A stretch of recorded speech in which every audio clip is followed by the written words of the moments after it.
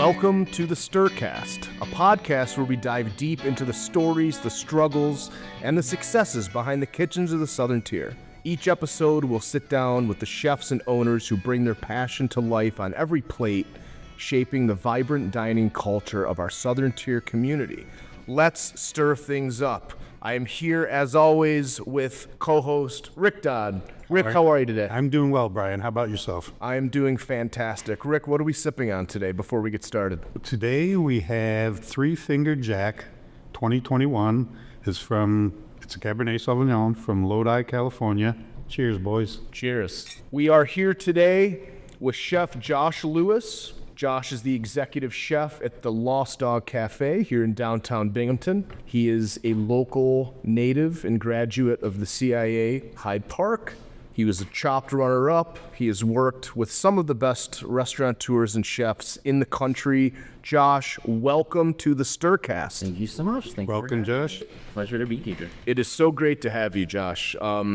Let's get started. Why don't you just sort of give us an idea of your background? Tell us a little bit about your story. We want to hear more about the Chopped experience, which we'll get to later, but give us the rundown on yourself. Yeah, so like you mentioned, I am a graduate of the CIA, but I am a local of upstate New York.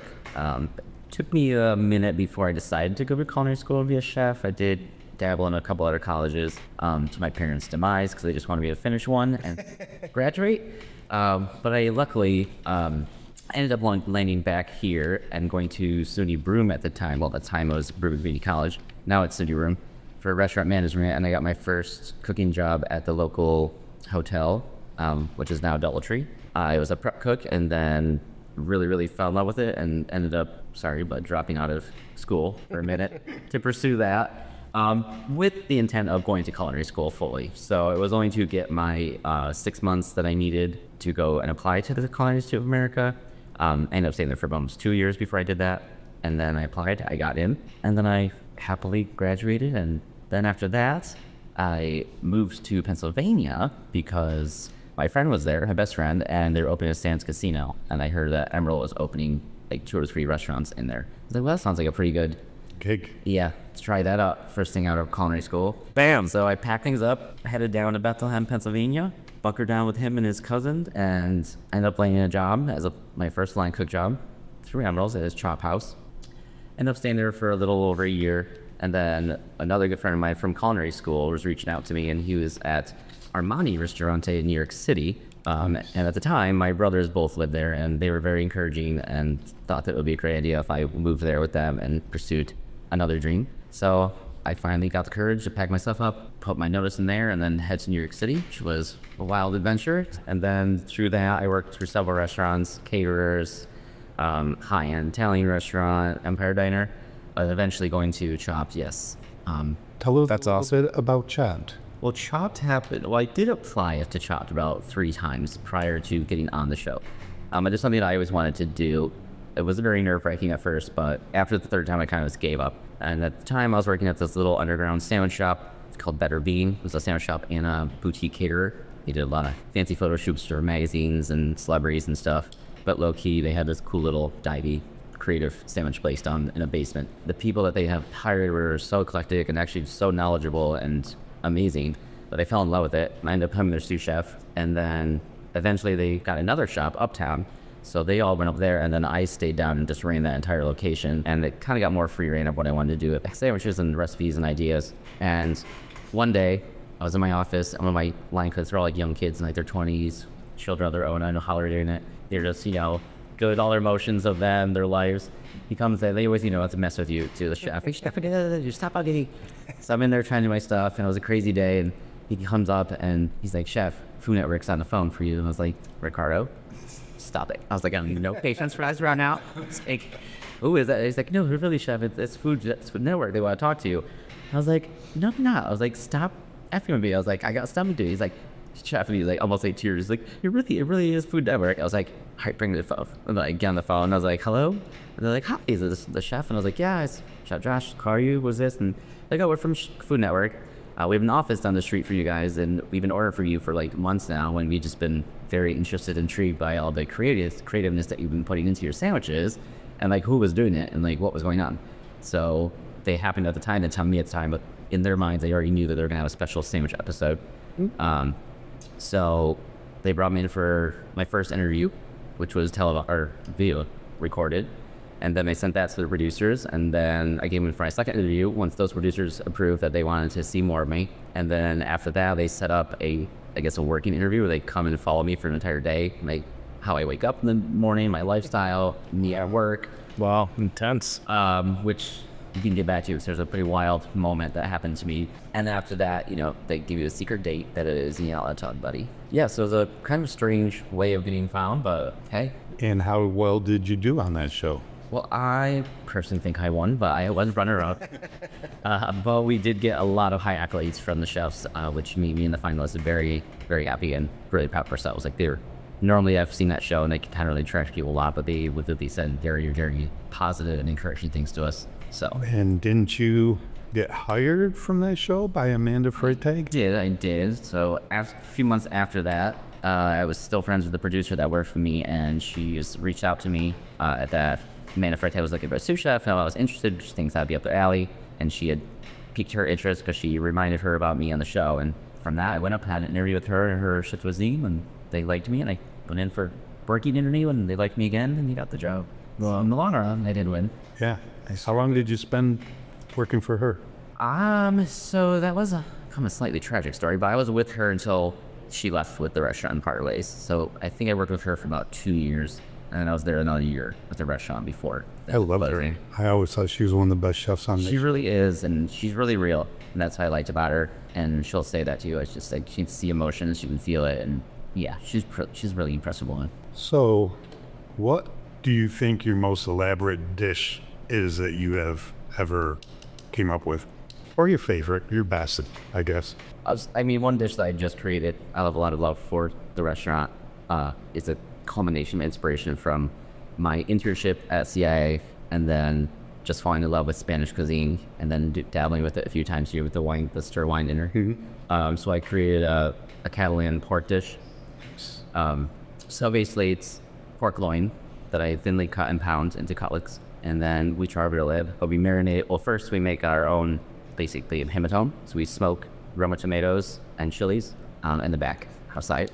And then we grind it into a powder, and then we add garlic and olive oil and turn it into a very nice chimichurri paste.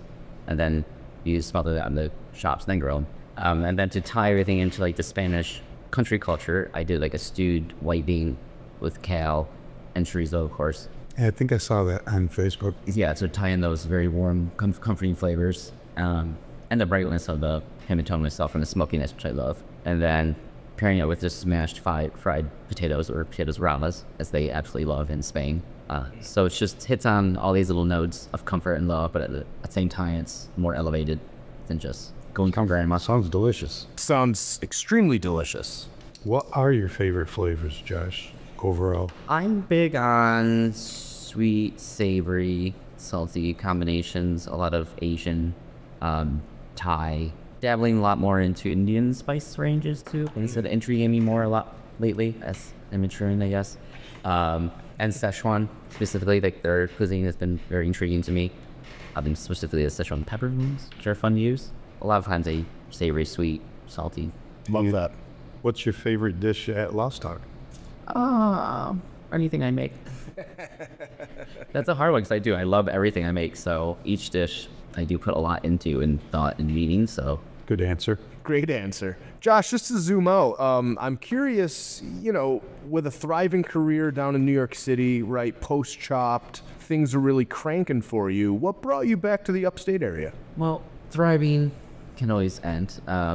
So I did touch a little bit. So there came a point where Amanda Freitag did separate from the restaurant that I was working with her at, and they got taken over by another successful restaurateur and chef. But eventually, from financial reasons, they ended up closing the restaurant. So it was the first time I ever had a restaurant close while I was the acting executive sous chef / chef. So I don't know, that kind of shocked me and put me in a weird funk.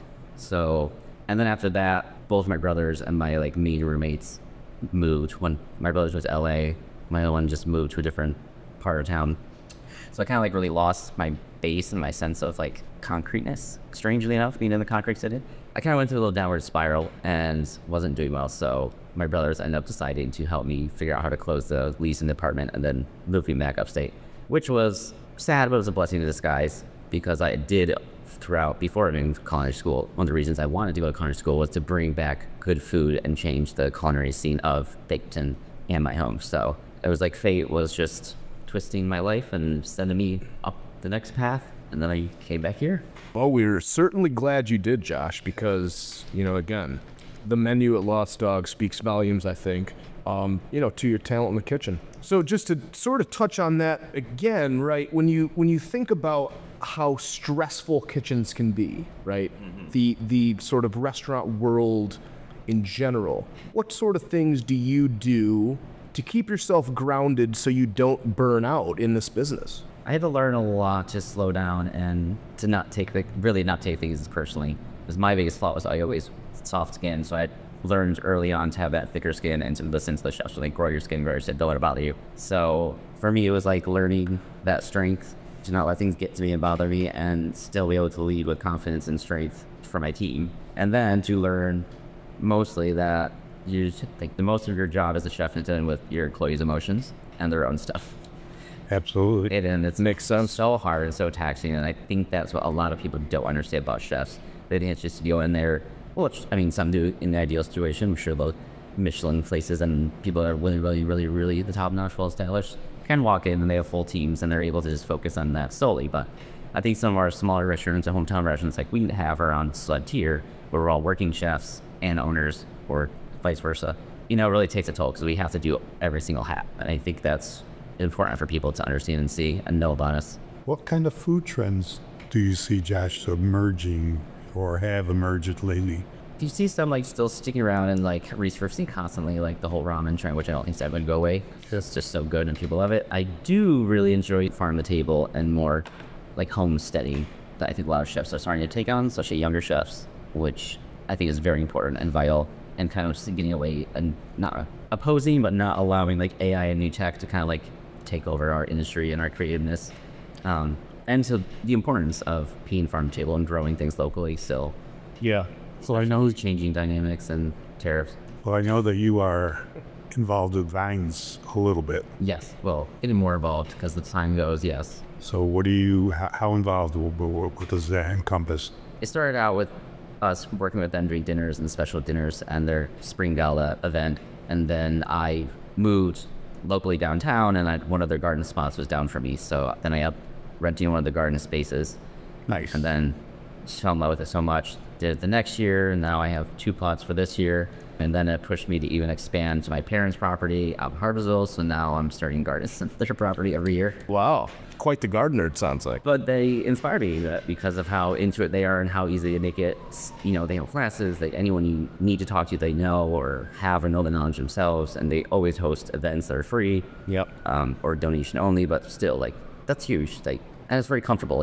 Sometimes it's anxiety and you don't want to go to these classes, but they're so comforting and usually out in the garden themselves. So Yep. Plus, you can save a lot of money Yeah.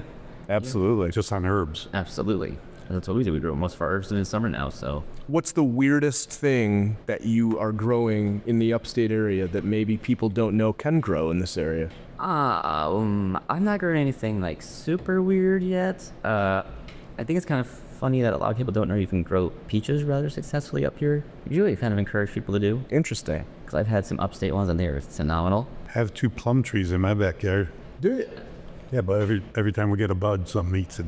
Something's, yeah. We got to protect you from the squirrels and the deer. What's your favorite protein to work with, Josh? I do really like working with pork and duck a lot. I love that. Lately I've been getting really into nature's protein of mushrooms. Got connected to the local mushroom grower, so he's gonna give me different types of trumpets and oysters. Where's he from? Finger Lakes. Yeah. Looks at the nose. He's a really cool guy. I think we sort of for our wedding, yeah. He came barging in here in the middle of his shift. Oh, yeah. It's 7 o'clock. He's standing in front of the line talking to me. I'm like, He did the same thing mushroom. I was like, where are you? Can I help you? And he's like, I was like, oh, my mushroom man. I was like, The mushroom man. so they always appear. Every restaurant in the city I worked at, I was like, who's end capture? Like, oh, that's the mushroom man. And I was like, why is everyone just the secret mushroom man? It's just this elite cult in the food industry. so we all know kitchens can be crazy. Do you have a really funny or stressful story that stands out in your mind? I do. I actually have two. One is something happened to me at the restaurant, and then one that happened during the filming. So I guess the weirdest kind of like bizarre, unexpected thing was during the filming of my interview for Chopped at my restaurant, where they had to show it me there when I do the area of me prepping and cooking. This cooler in the basement, and it was all like mom pop put together. There was literally 22 household refrigerators, 2 chest freezers, and 2 stand-up freezers that were my walk-in and walk-in freezers that I had to maintain at all times. Jeez. Very difficult. So in order to film, I had to know its sound, just like that. I had to turn off every single piece of equipment there was. So it was silent. And we're in there, everything's going great. Knock, knock, knock. Health department.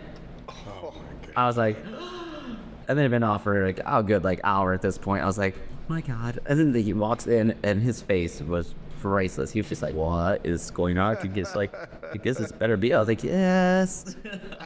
I was like, 1 minute, please. I said, the producer, God bless her, I don't know what she did, but she tugged our way out of that, and we were able to plug everything back in, and luckily everything was relatively at temperature still, so we ended up passing, but my heart literally was the most terrifying thing. And then one of the just like industry like craze moments of just having a manically super busy night where stuff is everywhere. Me and my sous chef, on a Saturday night, we probably had cooked, I don't know, 1,000 or more vanilla vodkas, and God knows what else. And if you saw like the splatter and residue, stuff that was falling down, I don't know what it was, but one sort of asked me a question, and I was so out of it entirely at this point, and I'm like, what? And explaining to her, and I'm like kind of arguing back and forth, and as I am, there's like this glowing, it's out the corner of my eye, it's glowing brighter and brighter. I'm like, what the hell is that? And I turn around, and the entire range, 6 burners, is engulfed in a massive fire. So bad. I was like, oh God. I'm out. I'm gonna sprint to the next one, and I was like, drinking calm, Rick.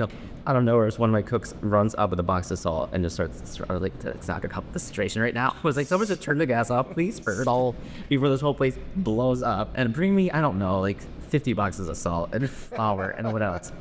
We aren't getting put out there, but it was just one of those moments of like being so busy that you cannot get a moment, and then something like that. Listen, Jesus. Wow. Stressful times. Yeah. No, I was injured. That's the best thing. So, Josh, are you ready to open your own restaurant, or Getting there. I'm getting there. you stay local though? I'm more than likely, yes, because I have a broad vision, so it isn't just focused on restaurants, community involved too, so.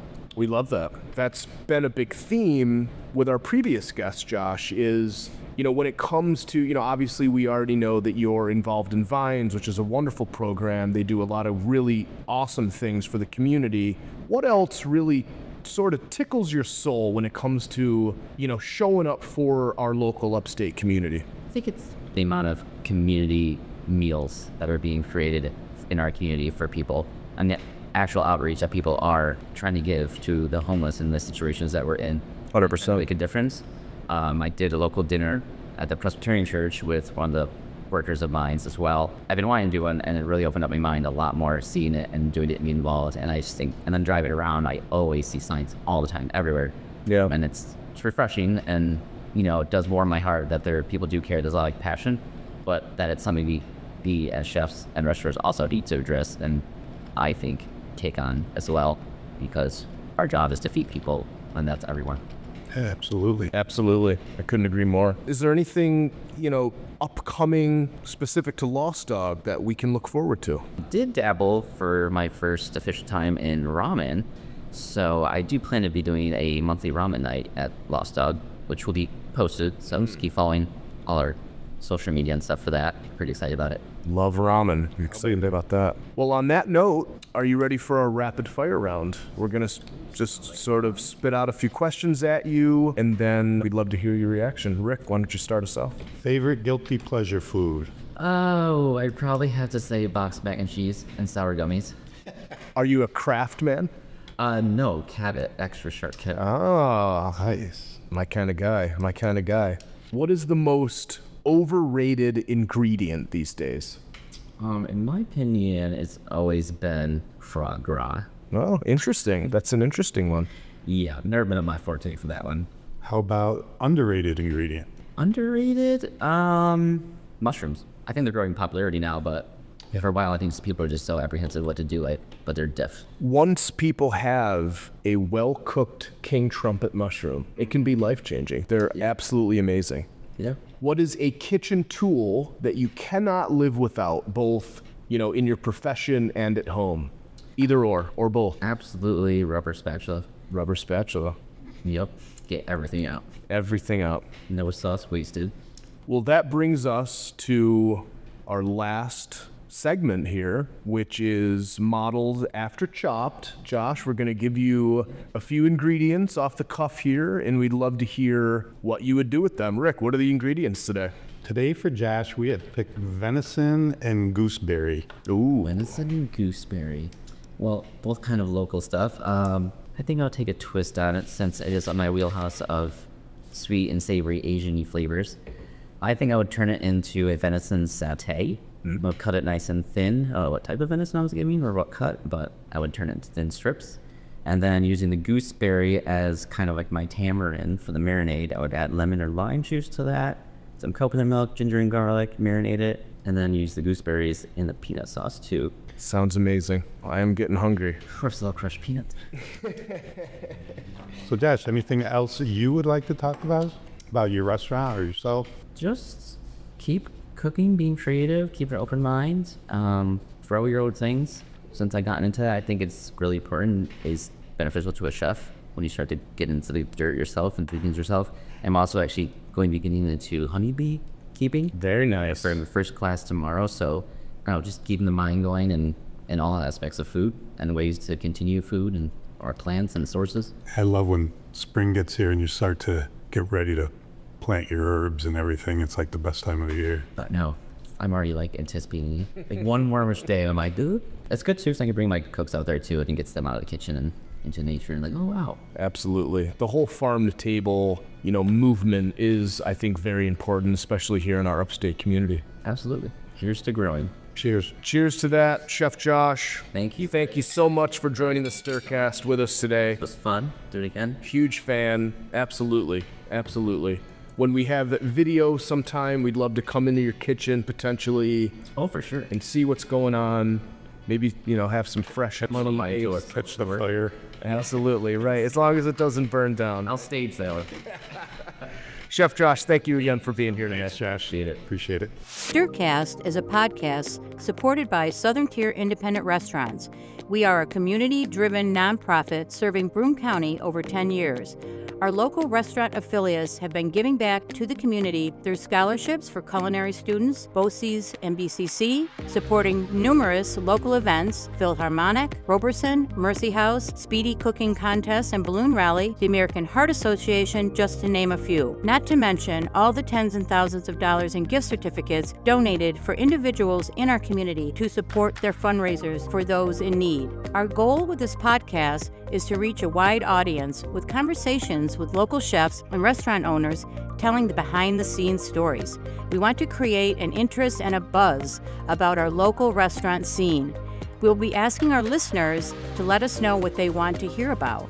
Hopefully, our listenership will grow and the word will spread about the diverse landscape of culinary gems we have in our community. We hope our restaurants will see new guests coming through their doors. Stircast is edited and mixed by Gabe Tenenhouse at House Media Systems. Thank you to Lori and Mark Newman for their generous support. Thank you to Muckles for their generous promotional support. And thank you to Bud Ash for our fabulous Stircast music. If you're interested in sponsoring Stircast and supporting Stir's mission, reach out to us on stir-local.com.